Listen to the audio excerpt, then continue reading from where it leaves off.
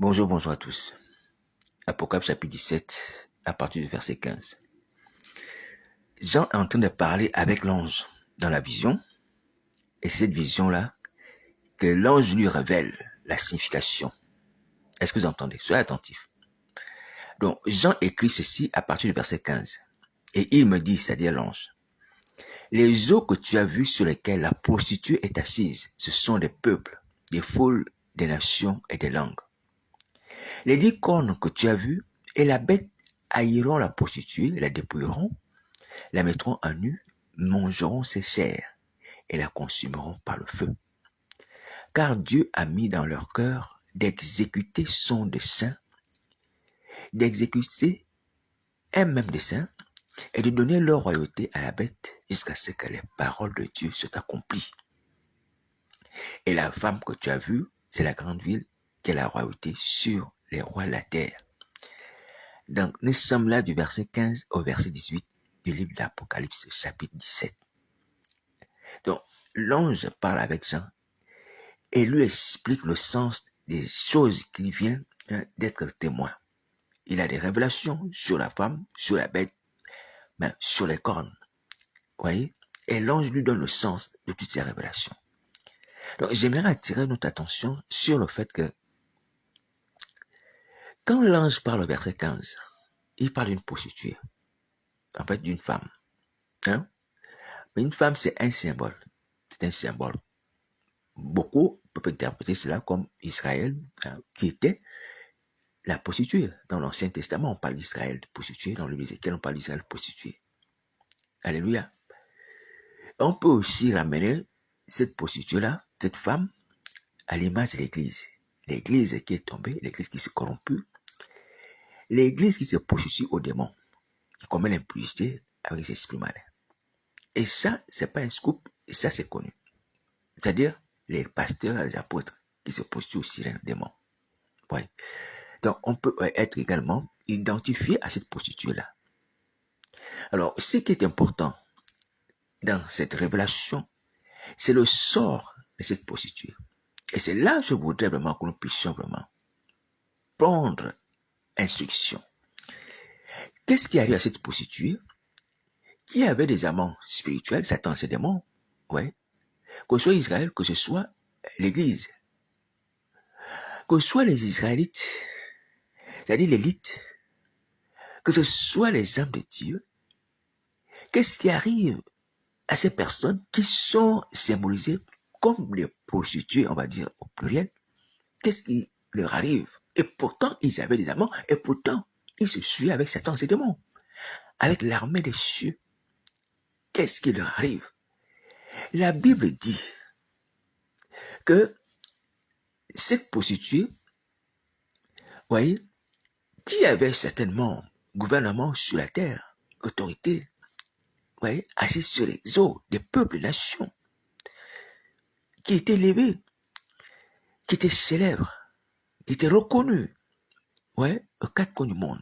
Donc, les nations, les langues, célébraient certainement sa magnificence, sa puissance, et tout ça. Elle va connaître un sort funeste.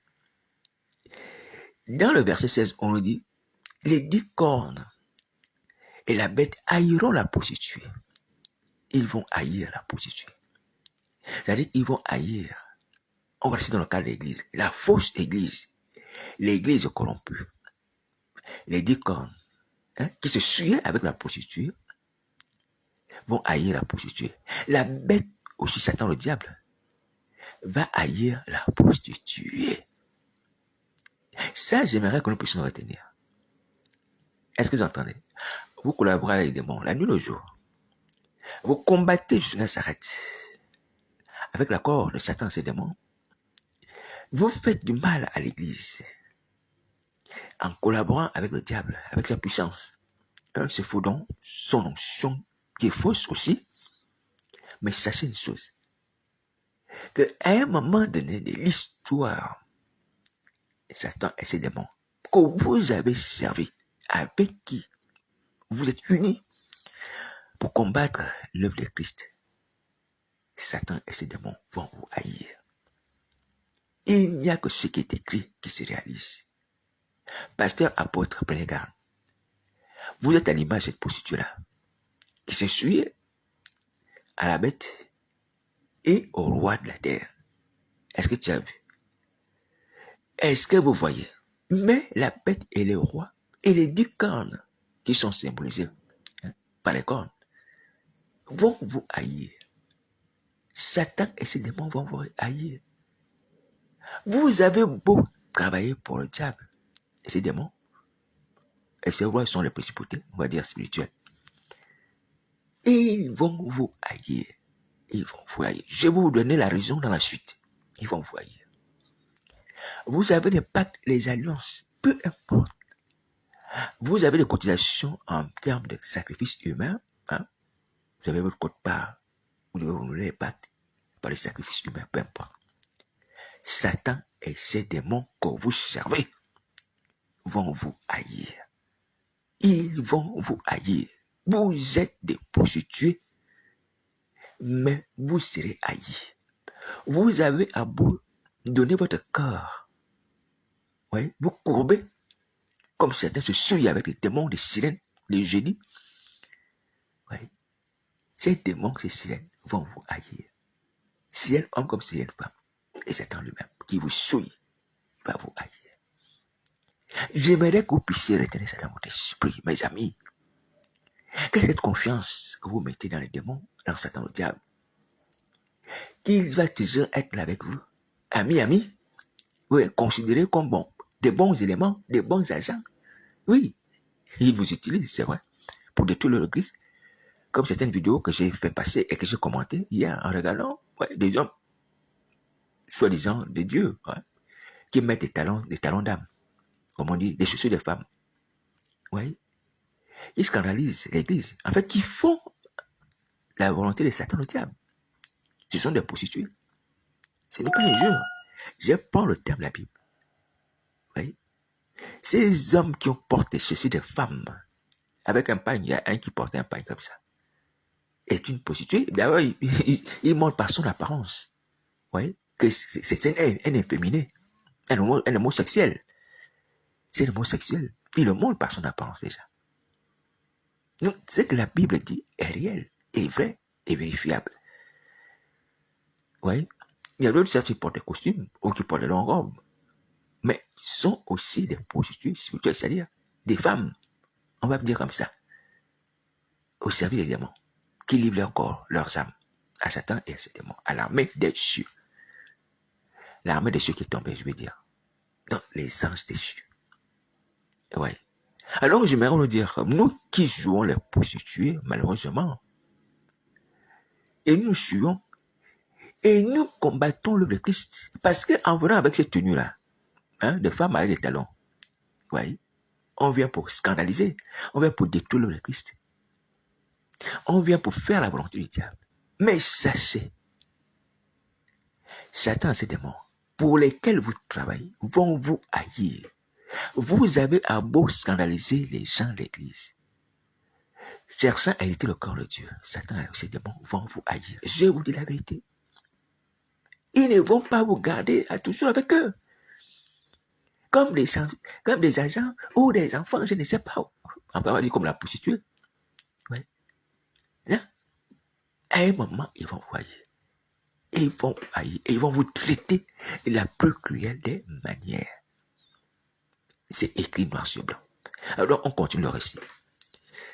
Alors, la Bible dit qu'effectivement, les 10 cornes, qui sont 10 rois, c'est-à-dire 10 principautés, 10 puissances et l'esprit, alléluia, et la bête vont haïr la prostituée. Malgré les services que la prostituée a fait rendus, oui, à ces double individus.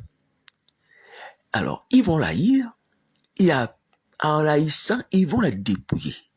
Il est écrit, ils la dépouilleront, ils la mettront à nu, mangeront ses chairs et la consumeront par le feu. Est-ce que vous voyez? Ils vont haïr la prostituée. C'est quand même assez incroyable. Mais c'est vrai.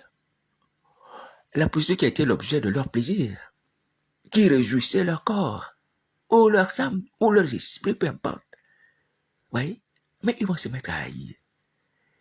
Et ils vont la dépouiller, ils vont enlever les vêtements et tout ça, la mettre nue, et mangeront ses chairs. C'est-à-dire qu'ils vont la tuer comme un gibier. Ils vont la tuer comme un gibier. Oui, comme un gibier. Qu'on dépêche, on coupe les parties du corps de l'animal. Ils vont manger ses chairs.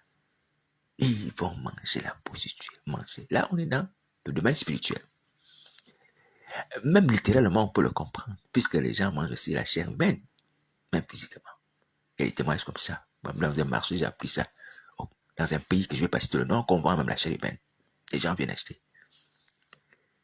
Alors, ce qui est spirituel est aussi physique. Donc, ils vont manger la chair de cette prostituée-là. Ils vont la manger. Ils vont manger son corps comme un gibier. Est-ce que vous entendez? Et lorsqu'ils vont finir de manger, ils vont consumer le reste. Hein, de ce qui va rester, c'est certainement les os, les choses comme ça. Ouais, des petites parties qui vont rester. Ils vont consumer ça par le feu. Ils vont brûler. Le reste du corps, la prostituée, ils vont brûler cela. Ils vont consumer par le feu. Comment ça se fait? Une femme avec qui vous avez eu du plaisir. Une femme qui s'est livrée à vous nuit et jour. Mais, à un moment, il y a la haine.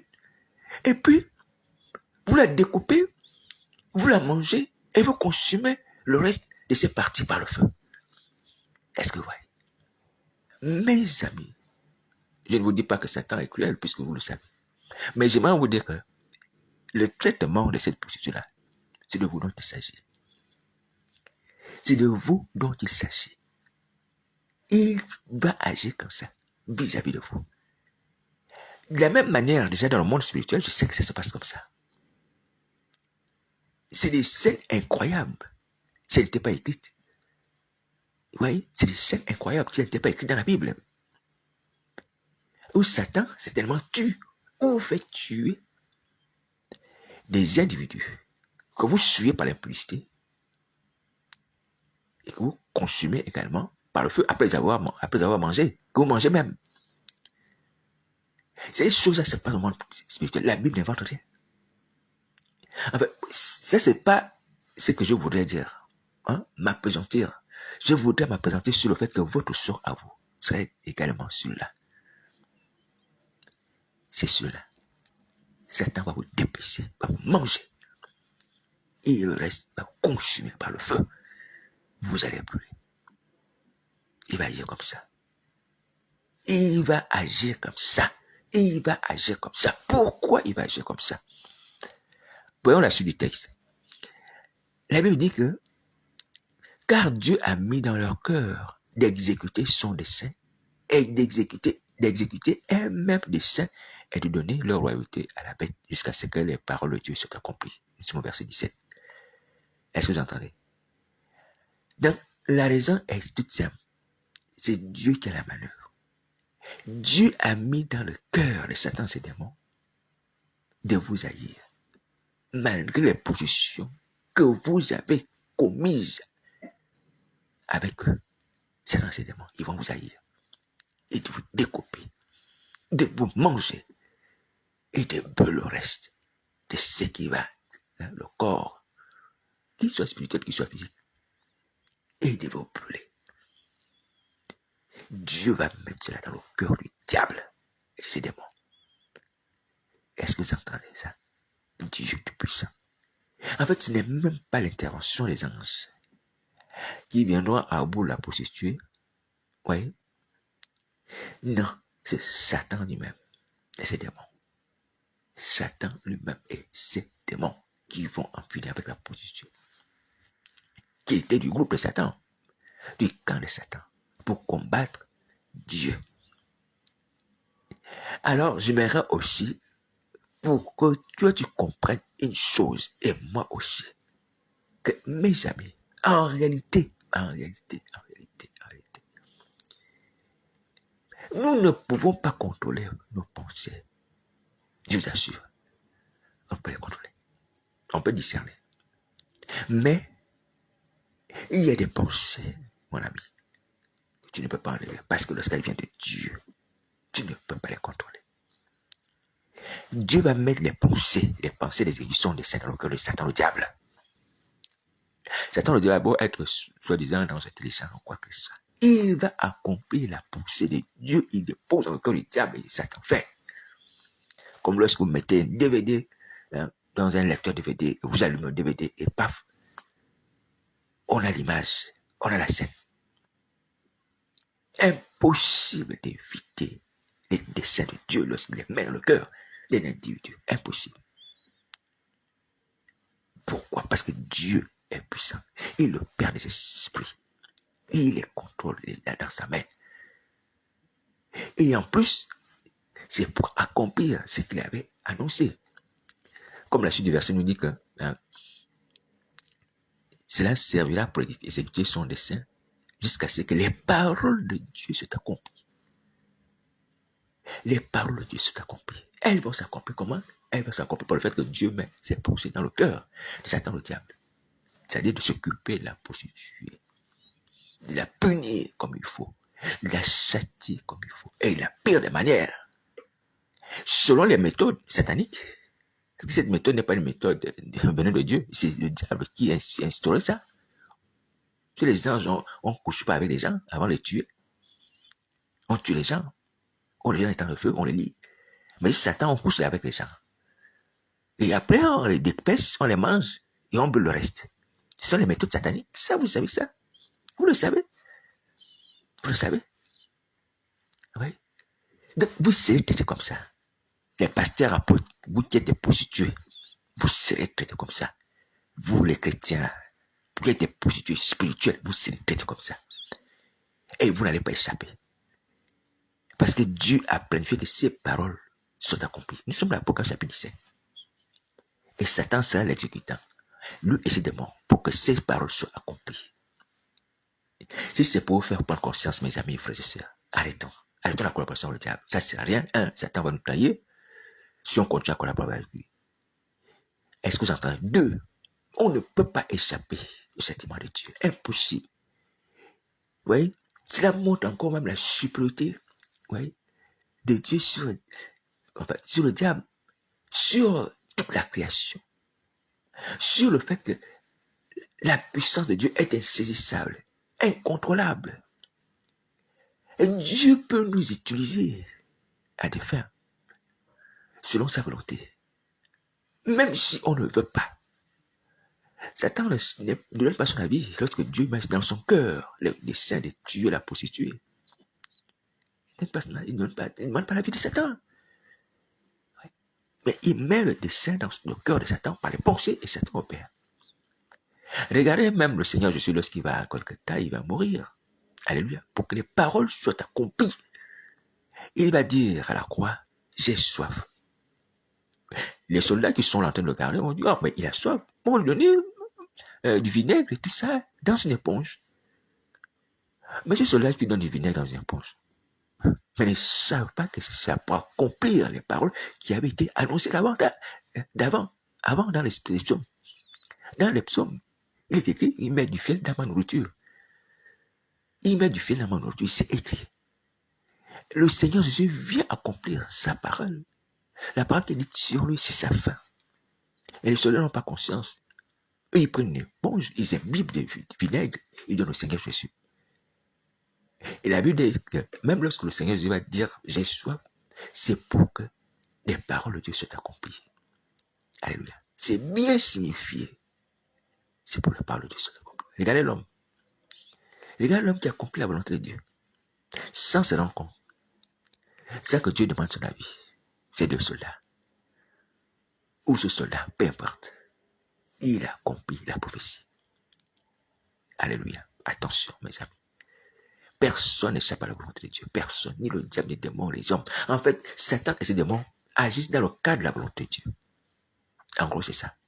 Satan et ses démons agissent dans le cadre de la volonté de Dieu. C'est-à-dire, même lorsqu'un enfant de Dieu marche dans la sanctification avec Christ tous les jours de sa vie, lorsque Satan arrive à lui faire du mal, c'est parce que c'est dans le cadre de la volonté de Dieu. Ni Satan, ni l'enfant de Dieu ne peuvent empêcher cela. Si ça a été programmé comme ça, alléluia. Si ça a été programmé comme ça, sauf le péché, oui. Mais je parle des persécutions. Je parle de la haine. Je parle par exemple de l'agression. La séduction, l'impulsivité, la colère, oui, ça, on doit l'éviter.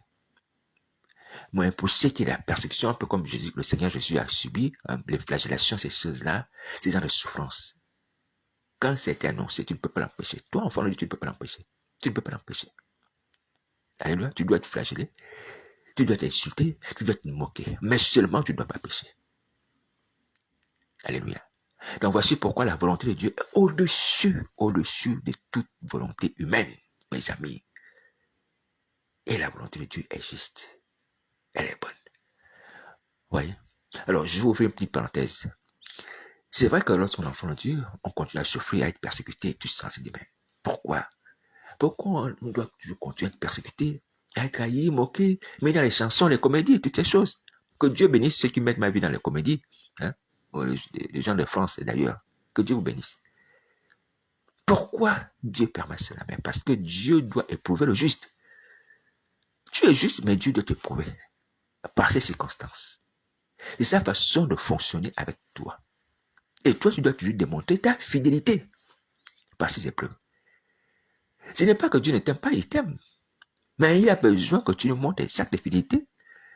Lorsque tu subis le mal, les moqueries, les injures, les agressions, peu importe, Satan, le diable. C'est comme ça que Dieu a éprouvé Job.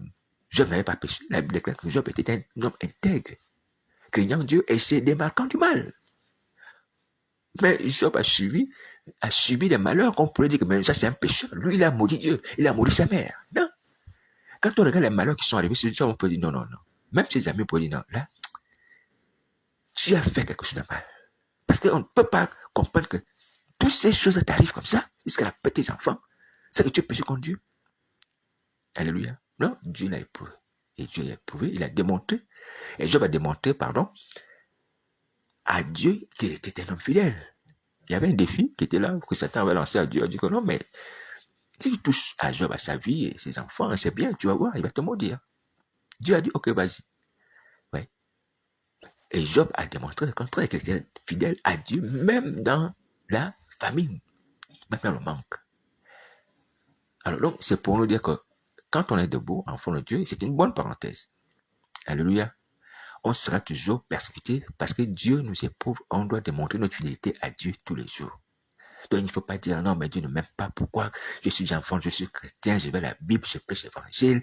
C'est qu'il est mal chasse des démons. Mais j'ai des épreuves, des attaques, les maladies, malédictions, la nuit, le jour. Non, Dieu nous éprouve. Alléluia. Mais nous avons la capacité de demeurer fidèles par la prière.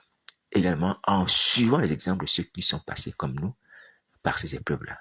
Alléluia. Voilà. Donc, ce n'est pas pour nous punir de nos péchés. Attention, non. C'est pour démontrer notre fidélité à Dieu par ces épreuves-là. Voici pourquoi nous sommes en proie à la souffrance. Est-ce que vous entendez? Et c'est une bonne chose. Et c'est pour la gloire de Dieu. Ouais, Dieu a été glorifié. Parce que Satan n'a pas pu le faire dérailler, de détacher de la présence de Dieu. Il a même dit, Job, dans sa souffrance, mon rédempteur, c'est le dernier, il va s'élever, il va s'élever. Et il va s'élever. Satan va lui dire, mais maudit Dieu, regarde comment nous sommes.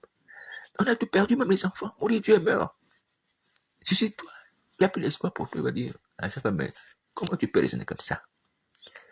On reçoit de Dieu le bien et le mal. Et le mal ici, en fait, ce sont les épreuves.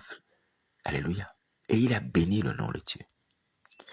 Vous voyez? Donc c'est cela qui explique pourquoi les chrétiens sont en proie de souffrances, de tribulations, de persécutions. Parce que Dieu a besoin que les chrétiens puissent manifester sa fidélité. Vous voyez? Authentifier leur foi à sa personne. Alléluia. Il faut des preuves que tu aimes Dieu. Il faut des preuves que tu es chrétien. Et ces preuves, cela se mesure par les souffrances. Et Satan, maintenant, est un instrument. Vous voyez?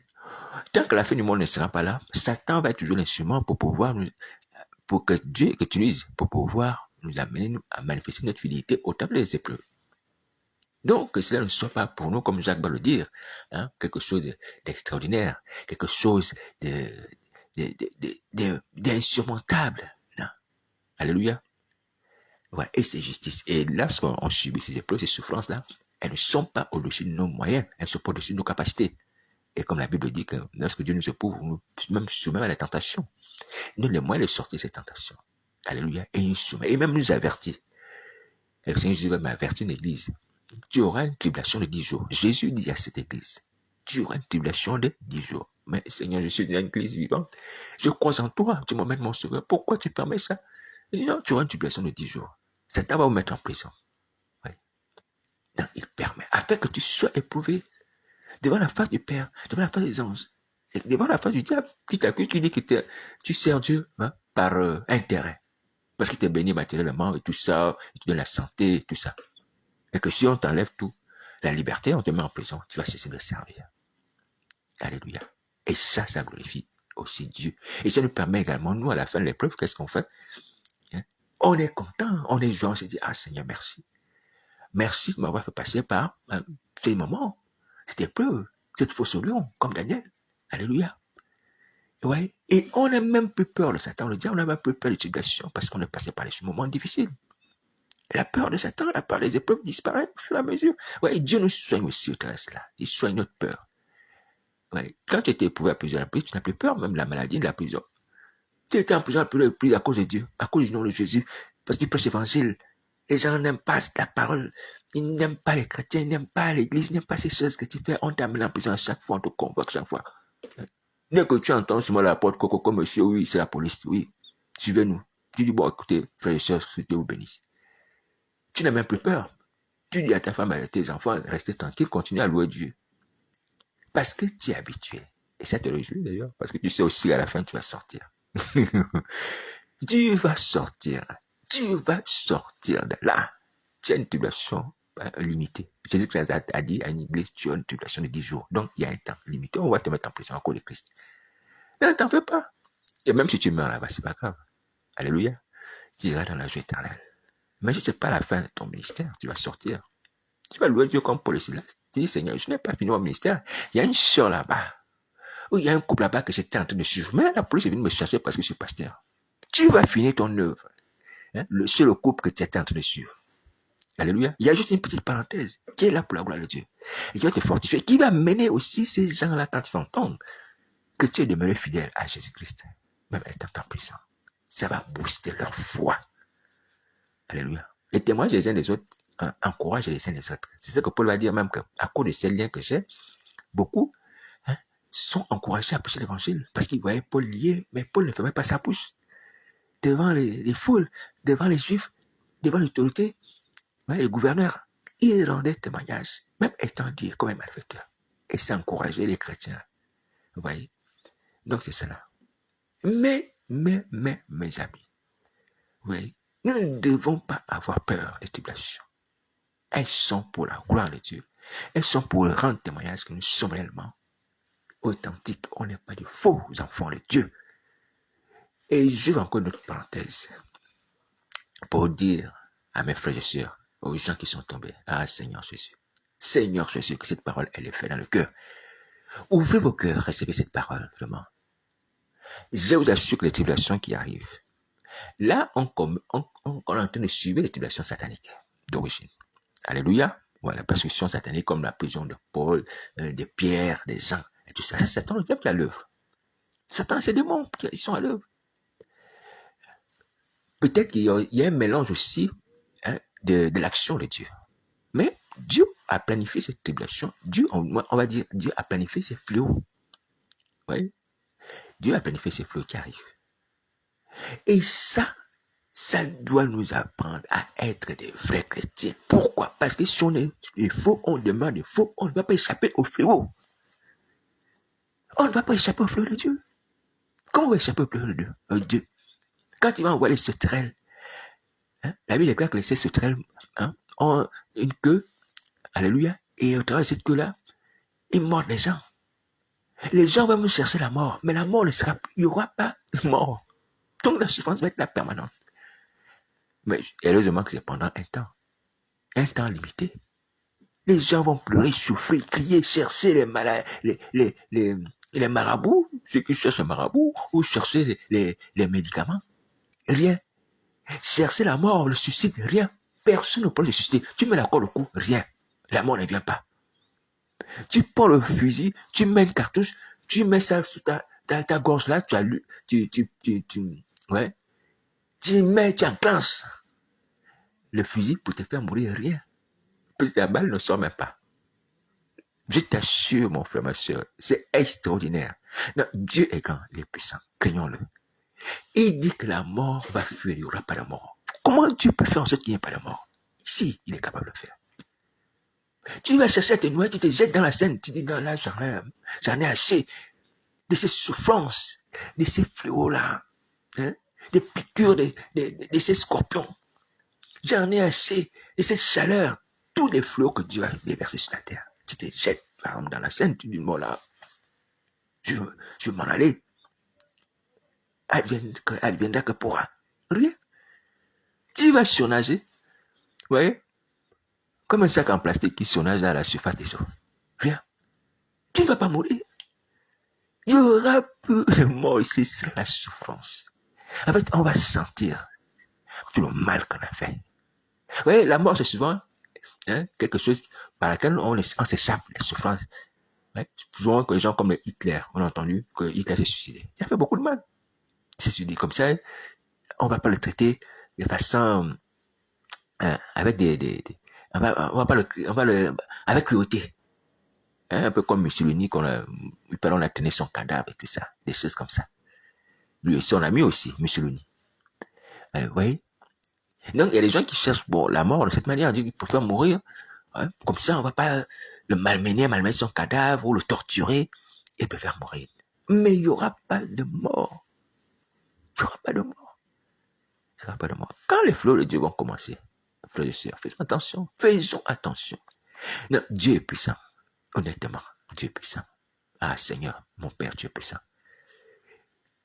Tu vas arriver à faire en sorte qu'il n'y ait plus de mort. Seulement la souffrance sur la terre. Oui, seulement la souffrance. Les gens vont subir les conséquences de leurs actes. C'est qui va arriver jusqu'à ce moment. Hein, quand ces fleurs arriveront, les sauterelles, toutes ces choses, je vous ai dit qu'on parlera de la chaleur. Oui, sur la terre, pas des choses comme ça. Attention, mes amis.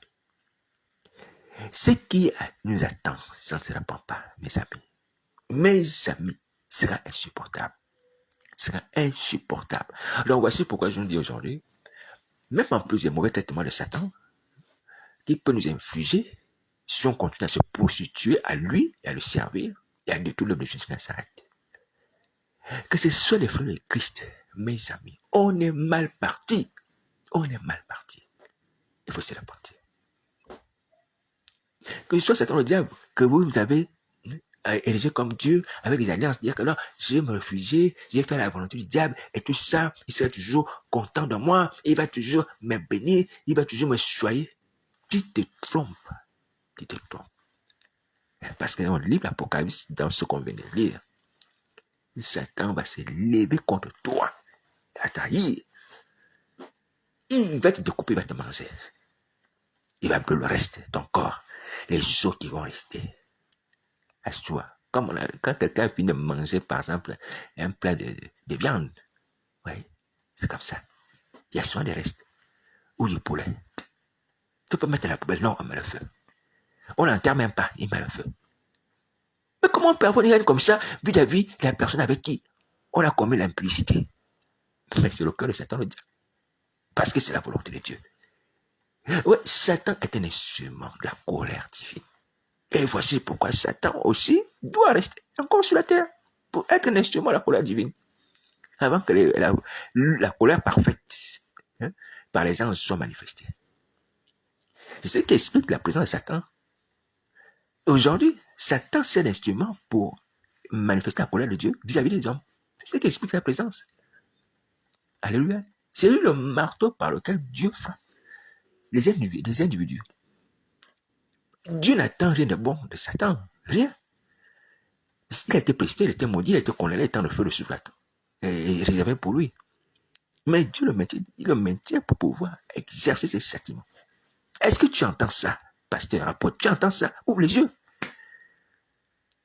Alors, donc, voici pourquoi aujourd'hui je viens vous dire, mes amis, où que nous puissions être, j'étais dans la situation actuelle de péché, en dépendant le diable et le démon, ou en disant que bon, les fléaux vont arriver, peu importe. On est mal parti. Vous voyez, il n'y a pas d'issue. Il n'y a pas d'issue. Pas d'issue. Tu dis, tu vas subir les fléaux, tu vas subir les fléaux, il n'y aura pas la mort. Non, tu ne pourras pas te suicider. Elle sera au-dessus de tes forces, de ta capacité. Donc, voici mon conseil, humblement. Repends-toi de tes péchés. Prostitue, repends-toi de ta position jusqu'à ce qu'elle te pardonner, ne te plus faire te laver. Ôtez tes vêtements impurs, comme il a ôté les vêtements de Josué, le souverain sacrificateur, qui se suit avec des démons, les esprits malins. Josué, le souverain sacrificateur, était sué. Et l'ange éternel va ôter ses vêtements dans une vision. Il va dire, ôtez ses vêtements. Il va te repentir au pied de Christ. Il va changer tes vêtements. Est-ce que tu entends? Là, je passe un peu la position. Je ne parle même pas des autres péchés que tu commets aussi, comme Satan le diable. Là, par rapport à ce traitement dont on a parlé. C'est-à-dire, si je pousse sur une personne, comment elle pousse à une personne, manger cette personne et brûler le reste. Oui. Ça, tu fais cela en compagnie déjà des démons. Quelque part, je sais que ça fait partie des rites ou des activités sataniques dans le monde des ténèbres. C'est ce que je viens de décrire là, hein, en lisant les Écritures. Ça s'est produit quelque part. Ça s'est produit quelque part. Mais je te dis que même si tu as participé à ces choses, ou que toi aussi tu le fais, tu es pasteur, tu es apôtre, et que tu vas chercher des femmes innocentes sur Internet, sur Facebook, sur YouTube, comme certaines qui sont là, comme toujours, attirées par l'argent. Qui sont ces gens les victimes? Et que tu en as trouvé, et que tu en as fait tu as tué plusieurs comme ça. C'est en de l'argent, les belles voitures. Et quand tu vas sur Internet, oui, elles sont attirées, tu en prends deux, tu mets dans la voiture. J'ai vu des témoignages comme ça. Après avoir commis l'impudicité, tu tues, tu découpes. Et certainement, tu manges et tu brûles. Comme ça dans le diable. Ce sont les traitements sataniques. Donc, alors, je viens te dire que même si tu le fais, alléluia, tu peux avoir le pardon du péché. Je te dis la vérité. Je parle ici devant la face du Seigneur Jésus qui m'a mené à nous parler de repentance. Il m'a pas dit, va leur dire de se repentir pour tel péché et pour tel péché pas de repentance. Il m'a pas dit ça. Il m'a dit, humblement, à moi aussi, de nous repentir. Donc, de tous les péchés. De tous les péchés. Donc, ne sois pas bloqué. Si toi, qui es arrivé à pratiquer ces choses, parce que je suis sûr que vous le faites, les gens d'église, vous le faites, à faire ces choses-là, tu commets l'impulsé avec des innocents, des gens simples, des gens que tu envoûtes aussi, hein, sur Internet, sur Facebook, qui aiment l'argent, hein, des jeunes filles, je parle surtout des hommes, voyez, et tu tues, tu t'épaisses, tu manges, tu brûles le reste. Et on dit, oh, la personne a disparu, alors que c'est toi qui en es l'auteur de cette disparition. Alors, je viens te dire que tu peux avoir la part de péché. Répands-toi. Ne continue plus, répands-toi. La personne est partie, c'est vrai. Tu ne peux pas la ressusciter, tu ne peux pas la ramener à la vie. Mais tu peux avoir le pardon de ton âme. Est-ce que tu sais que ça, tu peux avoir le pardon de ton âme? Donc, ne continue plus dans cette voie aussi. Ne continue plus dans cette voie. Tu peux avoir le pardon des péchés. Est-ce que tu entends? Maintenant, si tu continues dans cette voie, sache que toi, tu as subi ce sort-là aussi. Ce sort-là, tu vas le subir, comme c'est écrit, tu es une prostituée, homme comme femme, tu te pousses à Satan, ces démons, tu opères comme lui, tu seras aussi traité de la même manière, comme la prostituée qui est dans la Bible.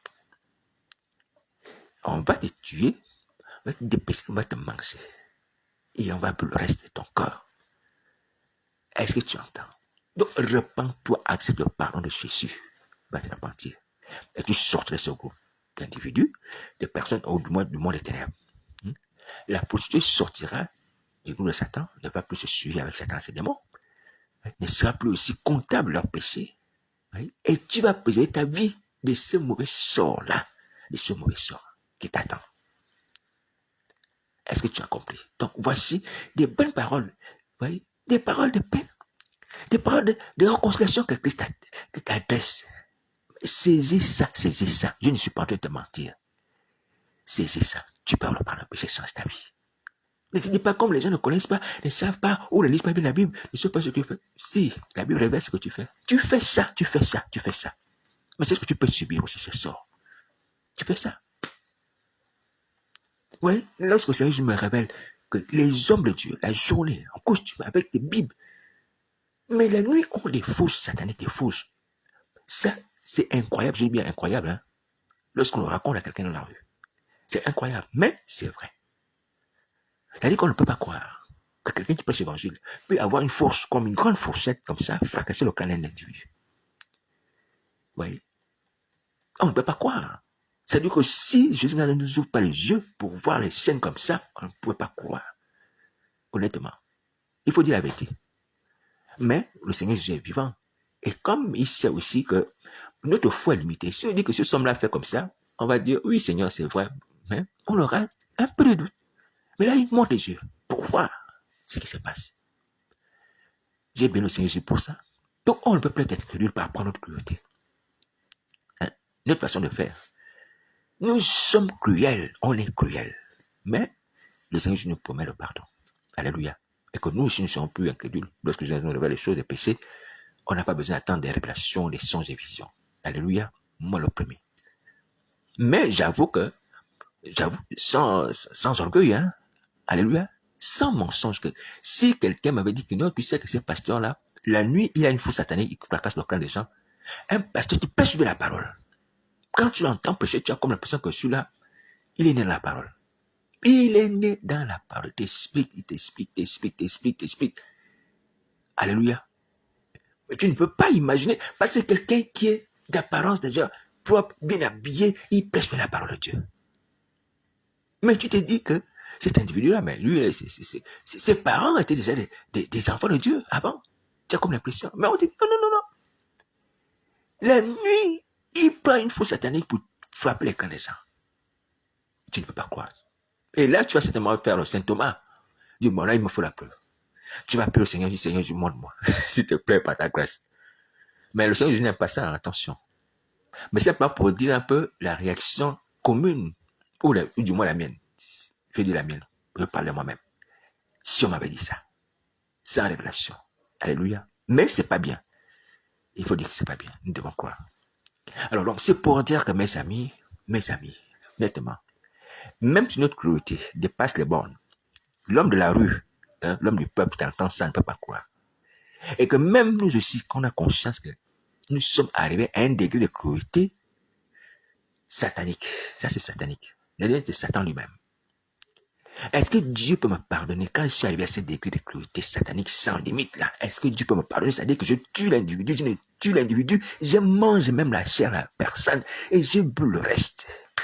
Après avoir commis l'impudicité avec la personne. Est-ce que Dieu peut me pardonner pour ça? Oui, il peut te pardonner. C'était la vérité. Il peut te pardonner. Repends-toi, pasteur. Repends-toi, mon frère. Repends-toi, homme du dehors, même autorité politique. Parce que vous n'êtes pas exemple, c'est traitement démoniaque-là. Vous aussi, vous êtes coupable de ces choses. Des atrocités. Vous les commettez tous. À partir du moment où quelqu'un sert le diable, il fait ça. Même les gens des autres religions. Dieu est prêt à vous pardonner par Jésus-Christ. Repentez-vous. Ce qu'il veut, c'est la vie du pécheur. Il ne veut pas la mort du pécheur. Il ne veut pas la mort du pécheur. Il veut la vie du pécheur au travers de la repentance. Est-ce que vous entendez? Je ne suis pas en train de vous séduire, hein, je vous dis la vérité. Donc, ne vous dites pas que mes péchés, certes, ils sont trop atroces, ils sont impardonnables. Oui, la part des gens qui nous entourent ne peuvent pas nous pardonner pour ça. Ça, c'est évident. C'est-à-dire que si tu te mets dans la rue, tu dis, moi, je fais ça, les gens vont te fuir. Ils vont te fuir à l'instant. Ça, c'est évident. Mais Dieu est prêt à te pardonner, t'accueillir dans son royaume. Donc, voici la parole de Nazareth. Repentez-vous de cela. De toutes les autres choses que vous faites. Allez vous repentir. Sinon, vous allez subir le sort que vous faites subir à d'autres victimes. Et comme cette prostituée-là, vous allez subir ça. Donc, voici la parole du Seigneur, je sais, repentez-vous. Le monde est cruel. Le monde est cruel. Le monde est cruel. Hein? Voici pourquoi je vous dis, les gens de l'église, autorités, marabouts, les gens de ma famille, connus ou inconnus, attention. Ne vous amusez pas à venir faire les choses du diable contre ma personne. Je vous assure. Parce que ça me met en colère. Quand je sais que vous faites ça, et que vous n'avez aucun sentiment humain, aucun. Parce que quand quelqu'un fait ça, il n'a pas un sentiment humain. C'est-à-dire qu'il est prêt à manger comme s'il mangeait du poulet. C'est-à-dire que Je ne vais pas réagir comme vous. Non, je ne dois pas faire comme ça. Mais je vous dis que je vais prier Dieu pour qu'il vous traite à sa manière. Parce que vous êtes un degré de cruauté que je vous assure que c'est la grâce de Dieu qui me permet d'être comme lui de vous. Je ne suis pas meilleur. Mais je l'ai dit aux gens de l'église de Paris. Que je sais que si je vis au milieu de vous, c'est par la grâce de Nazareth et je repars en paix avec mes deux pieds.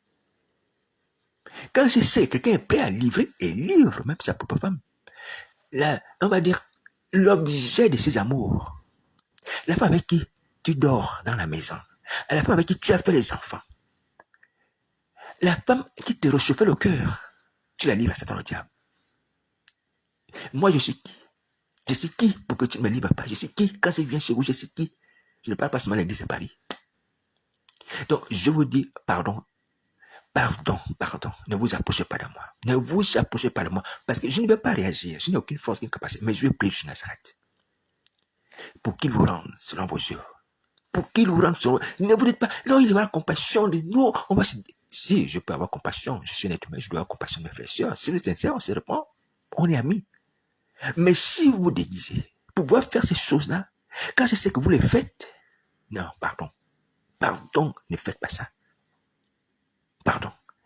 On a déjà la grâce d'avoir le pardon de Jésus, Nazareth, tu nous es réservé. Allons, je prie l'Église de me pardonner, il va nous purifier. Ne vous dites pas que non, ces enfants de Dieu, ils vont rien comprendre, on va se déguiser, on va se faire passer pour les super chrétiens qui ont l'onction et tout ça, et puis on va la voir. N'hésitez, pardon, ne venez pas. Ne venez pas. Ne venez pas. À cause de cela, le ciel est en colère. À cause de cela, moi aussi, à cause du sentiment de Christ, je dois être en colère. Vous voyez, le Seigneur Jésus, sans être quelque chose, je parle devant sa face. Quand le Seigneur Jésus me montre deux anges qui descendent du ciel. Un ange noir, un ange blanc qui descend du ciel comme si on descendait l'escalier d'un avion, dans les nuages. Je regarde leur visage comme ça. Ils sont en colère. Le visage est froissé, comme on dit au Gabon, froissé. Et puis, après, une seconde scène arrive dans le songe, et quelqu'un vient me dire, pourquoi tu ne prêches pas l'évangile? Quelque chose comme ça. Et moi, j'étais là, j'étais couché, je pense que j'allais même pas sur le chantier. Et puis, je m'étais réveillé. Mais je comprends la colère des anges. Qui est la colère de Jésus, mes amis. Mais Jésus-Christ est bon, hein. Ah, il faut le dire. Le Seigneur est bon. Ah, Dieu. Des gens qui font ça. Non, je vais m'arrêter là. Humblement. Je ne vous juge pas, mes amis, je ne dois pas vous juger parce que je suis le juge de tout le monde. Alléluia. Et puis à vous pardonner. Moi aussi, je vous pardonne. À condition que tous ensemble, qu'on se repente, qu'on arrête ça. Moi aussi, j'ai péché. J'ai fait des choses. Donc, je me repens encore. Alléluia. Mais quand on pêche, il faut se repentir. Il faut arrêter. Et surtout qu'on a lorsqu'on le pardonne. Et le pardon de Dieu, de son Fils. Alléluia. Voilà, donc je m'arrêtais là par rapport à le péché. Parce que ce qui me venait à l'esprit, que j'ai entendu, que même les prêtres catholiques font subir ces choses aux enfants handicapés. Ils souillent, ils violent un enfant handicapé, un sourd muet, et on le découpe, on le mange, on le brûle. J'ai entendu cela, et c'est vrai, parce que c'est dans la Bible. Je ne vais pas dire que vous êtes un monstre, non. Je vous ai simplement dit, mes frères et sœurs, Satan nous amène à pécher, c'est vrai, mais il faut se repentir. Ces témoignages d'enfants handicapés, violés, mangés et brûlés par les prêtres catholiques, je l'ai entendu. Et je crois qu'il est vrai, puisque, voilà, le témoignage de cette prostituée qui subit ce sort. Je ne vous en veux pas, mais vous simplement vous dire, ne faites pas les faux chrétiens pour vous approcher de moi comme ça, non. Si vous vous approchez de moi humblement, venez vous approcher de moi, on va prier ensemble. On va prier. Déjà, c'est une grâce. Moi, je suis une femme meilleure. Ceux qui m'acceptent, je dis, béni soit le Seigneur. Avec toutes les œuvres à force de ce que j'ai commises. C'est une grâce qu'on m'accepte. Je sais ce que j'ai fait de mal. Alléluia, c'est une grâce. Je vous accepte, si on se repent. Mais pas pour être ami, collaborer, ou pour se déguiser, pour chercher à me corrompre. Non, ça je refuse. Et je demande à ce que Christ Nazareth vous rende selon sa façon. Il vous rendra. La colère est grande, elle est justifiée. Je ne peux expliquer qu'on continue à faire ça. Aujourd'hui, vous avez le témoignage. Je parle aux catholiques.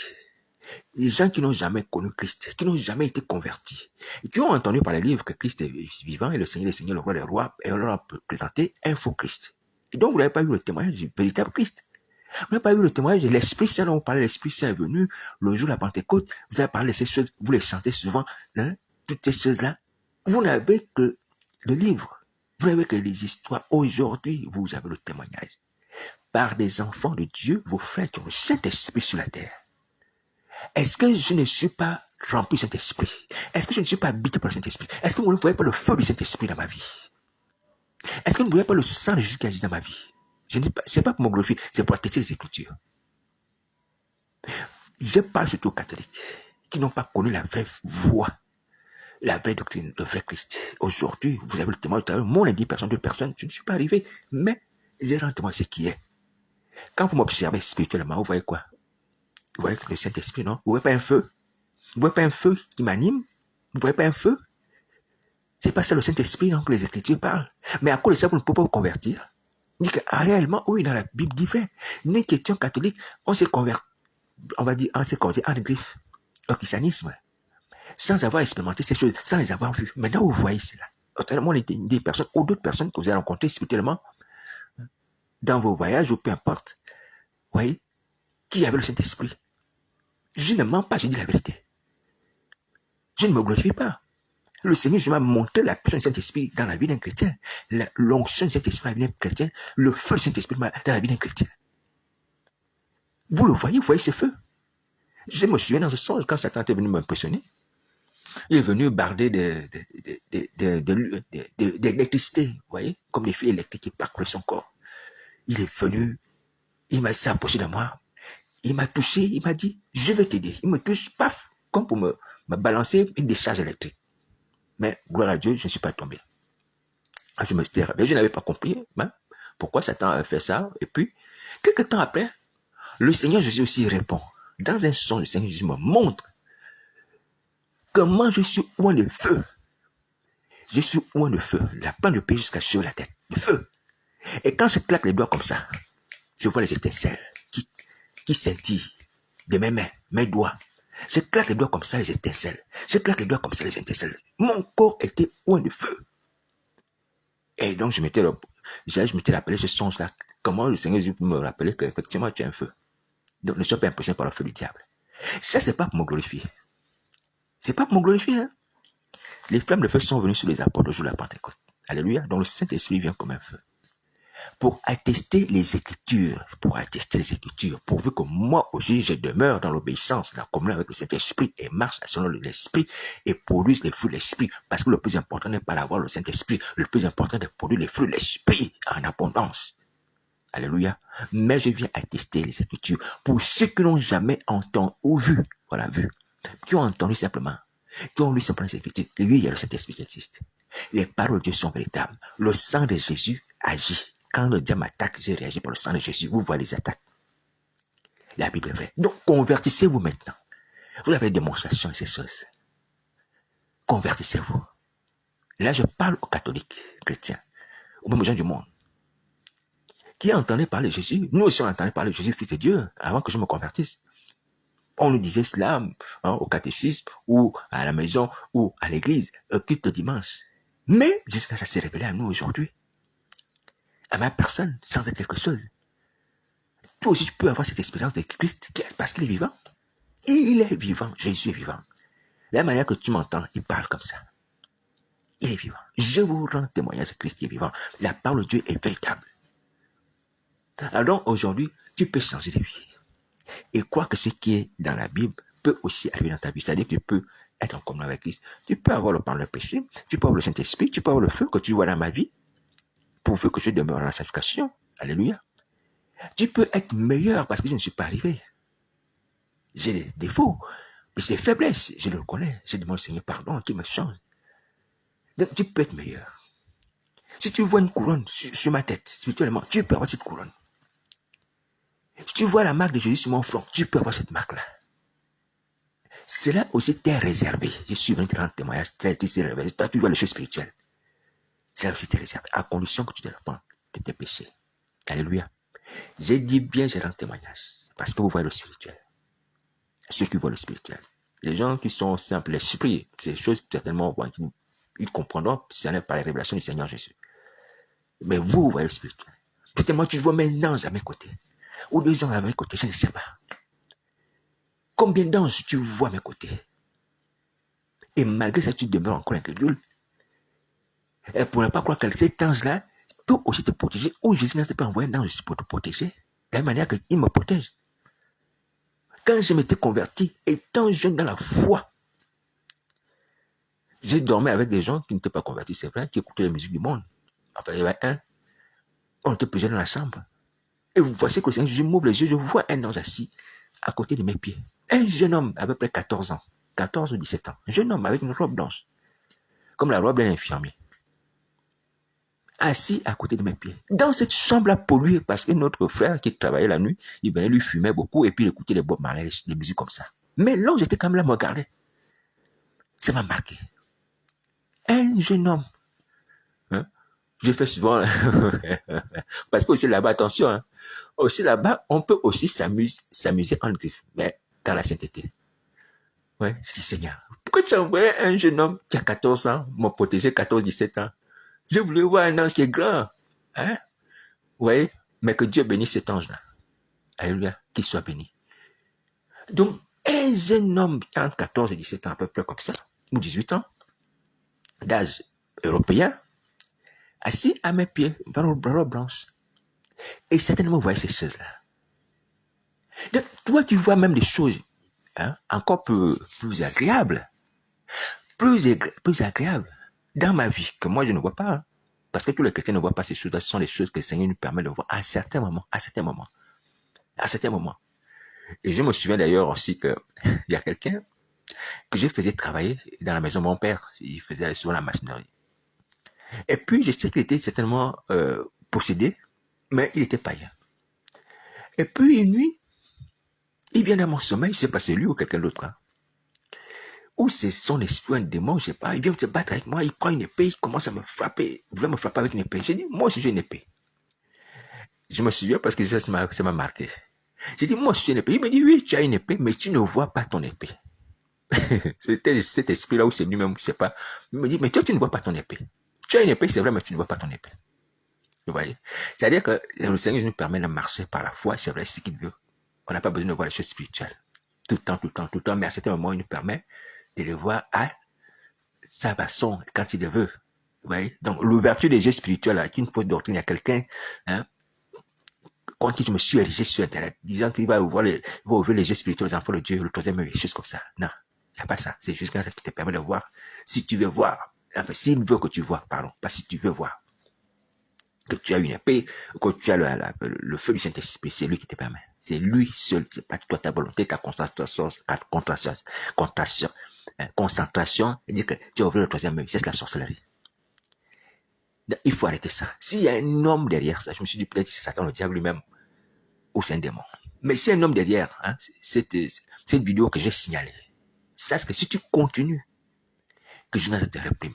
Et je vais m'arrêter à un moment, si je vois encore cette vidéo, je vais m'arrêter. Si tu es un homme, je vais m'arrêter à ce que le feu de Dieu te consume. C'est un mensonge. Je vais m'arrêter pour prier contre toi. Il y a des vidéos, certainement je fais des commentaires. Et là, je vais m'arrêter pour prier. Et tu fais un dessin sur le visage des gens, hein, du Seigneur Jésus. Ou du chrétien, je ne sais plus, mais il y avait un visage. Avec une espèce d'un œil sur le front. Alors maintenant, si c'est un démon, c'est autre chose. C'est Satan, le diable, c'est autre chose. Ils sont condamnés. C'est sans effet, à cause du sang de Jésus.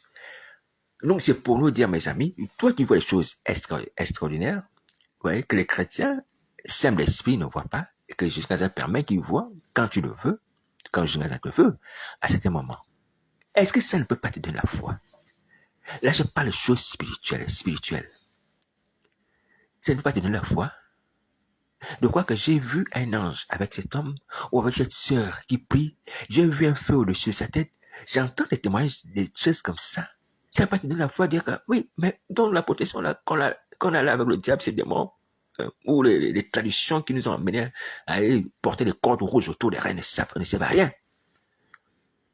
Vous voyez, ça ne sert à rien. Les cordes rouges des traditions humaines là, ne servent à rien. C'est Christ qui protège, ce sont ces anges qui protègent. Et quand tu vois les anges fuir, ah Seigneur Jésus, Il fléchit ses genoux au nom de Jésus. Quand un chrétien prie au nom de Jésus, il fléchit ses genoux. Ça ne te dit rien? Que Jésus Nazareth est réellement Seigneur. Donc Satan nous a menti. Je vais aller vers Jésus. Il peut me protéger Satan. Si il m'attaque, je vais dire au nom de Jésus aussi. Pourquoi tu ne peux pas faire ce rapprochement dans ton esprit? Pourquoi tu ne peux pas faire ça? Que moi aussi, je vais dire au nom de Jésus, Satan essaie de me quitter parce que je ne suis pas heureux là où le monde est ténèbres, je suis.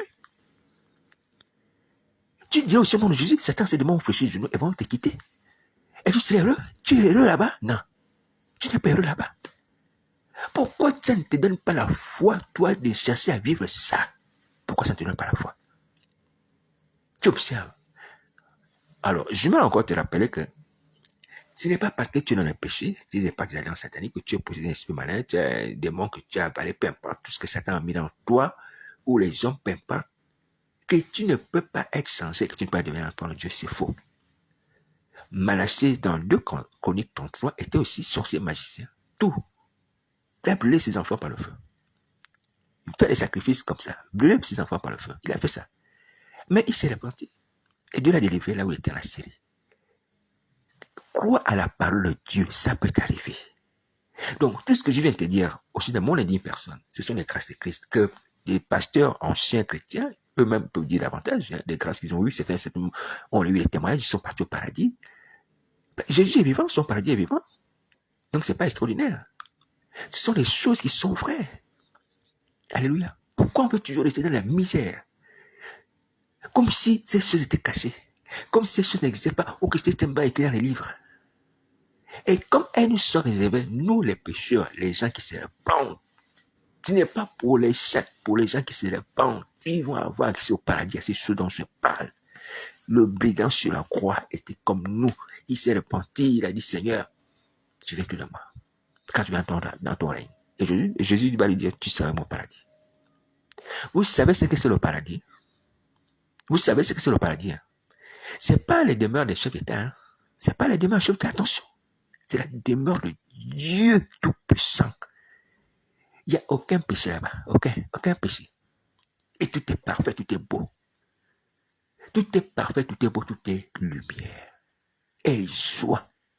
Mais ce brigand-là, il va rentrer là-bas. Il rentre là-bas. C'est écrit. Donc toi aussi, moi aussi, mes amis, soit je bénis le Seigneur Jésus malgré mes infirmités, mes faiblesses, mes péchés, Seigneur. Pardon. Accepte-moi comme ça, brigand. Il n'était pas parfait, moi aussi. Même si je dois être parfait, il faut être parfait. Alléluia, je n'y arrive pas, mais sauve-moi, je me repens. J'ai versé dans ton paradis. Cherchons à entrer là-bas. Et c'est ouvert à tout homme qui se repent de ses péchés. Mon expérience aujourd'hui, je vous assure, hein, l'expérience que j'ai dit, ah Seigneur, je ne suis pas parfait, c'est vrai. Mais l'entrée du paradis du brigand, c'est ce qui me donne la force de dire que moi je peux y entrer par la grâce de Christ. Même si je ne suis pas parfait, par la grâce de Christ.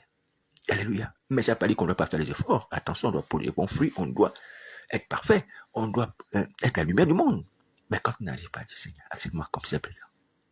Alléluia. Vous voyez, le Seigneur nous donne un témoignage que tout homme qui se repent peut entrer au paradis. Même si tu as commis des atrocités, on t'a même condamné à juste titre comme c'est brigand. Pourquoi tu vas être là condamné? Et tu observes. Et tu vas voir que les gens vont entrer au paradis. Hein? Les gens seront enlevés. Les gens que tu vois, c'est les prostituées dans les rues, c'est ce que le Seigneur va dire. Les prostituées, les gens de mauvaise vie, les alcooliques. À qui on va prêcher l'évangile? Qui vont se convertir, se repentir? Paf, vont monter dans l'enlèvement. Et toi qui là, tu vas toujours entendre, réfléchir, est-ce que je peux, est-ce que je peux, est-ce que je peux, est-ce que je peux? Tu vas rester. Tu vas rester. Tu vas rester. Donc, voici pourquoi je dis, prends courage, répands-toi. Tu peux pas que c'est au paradis. Que l'attitude de ce brigand puisse t'inspirer. Et son sort aussi, lui qui s'est retrouvé donc, avec le Seigneur Jésus au paradis, puisse t'encourager. Alléluia. On doit s'accrocher à ça. On doit s'accrocher à ça. Donc, c'est possible. Laisse le mal. Laisse la méchanceté. Laisse la haine. Ça ne sert à rien. Parce que Satan, le diable que tu sais, il peut te manger. Je te dis bien, il peut te manger. Il peut te manger. Laisse ça. Il a beau te mentir, non, ne crains pas. Il va peut-être te dire, peut-être parce que je ne sais pas ce qu'il fait lorsque je finis de parler la parole de Christ. Vous dire le contraire de ce que j'ai dit. Moi, je ne dis pas que le contraire. Je dis que ce qui est biblique. Et lui, il va certainement, comme sur le menteur, dire, non, mais c'est pas vrai, je ne peux pas te mentir. Tu es mon élément, tu m'apportes beaucoup d'exemples, tu me verses du sang dans ma réserve. Je ne vais pas te manger. Ce qu'il raconte, c'est un mensonge. Je t'assure que Satan est un menteur. Parce que la Bible dit c'est un menteur. Il va te manger. Et lui-même ne saura même pas pourquoi. Parce que Dieu va mettre dans son cœur la pensée de te manger.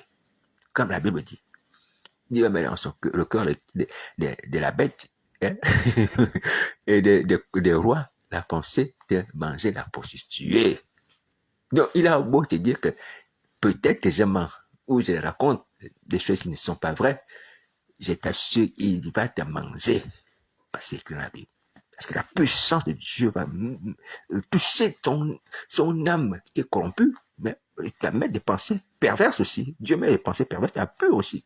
Que son âme est corrompue, on met des pensées corrompues. Il est l'auteur du péché. Il va demeurer dans le péché, et tu connais le péché. Dieu va mettre aussi des pensées de péché, de tuerie, hein, de cannibalisme en lui. Alléluia. Pour exercer sa colère vis-à-vis de toi. Avant que les anges ne déversent la colère divine. Donc on est cerné de toutes parts. On est cerné de toutes parts. Par devant, par derrière. En haut, en bas. Allons-y. Avouez qu'on est mort. On n'est rien, Seigneur. Je suis sauve-nous. Alléluia. Tu m'as vaincu, Seigneur. Tu m'as vaincu. Où irai-je? Où irai-je? Si tu demeures au diable, il va te tuer. Si tu persévères à pécher contre Dieu, il va te tuer. Tu es cerné de toutes parts, va te repentir. Et tu peux avoir le péché. Aujourd'hui encore. Je viens te rappeler, pasteur, apôtre, toi, ma soeur, mon frère, hein, et je vais dire à ceux qui est révérend, vraiment, arrête ça, arrête ça, arrête ça. C'est pas le moment où je te parle, arrête ça. Te parle la parole du Seigneur, arrête, sauve ta vie, ma soeur, sauve ta vie. Ouais, prostitution, on parle de femmes, mais surtout vous les femmes. Hein, parce que généralement, la prostitution dans nos sociétés sont les femmes. Excuse-moi, c'est pas une injure.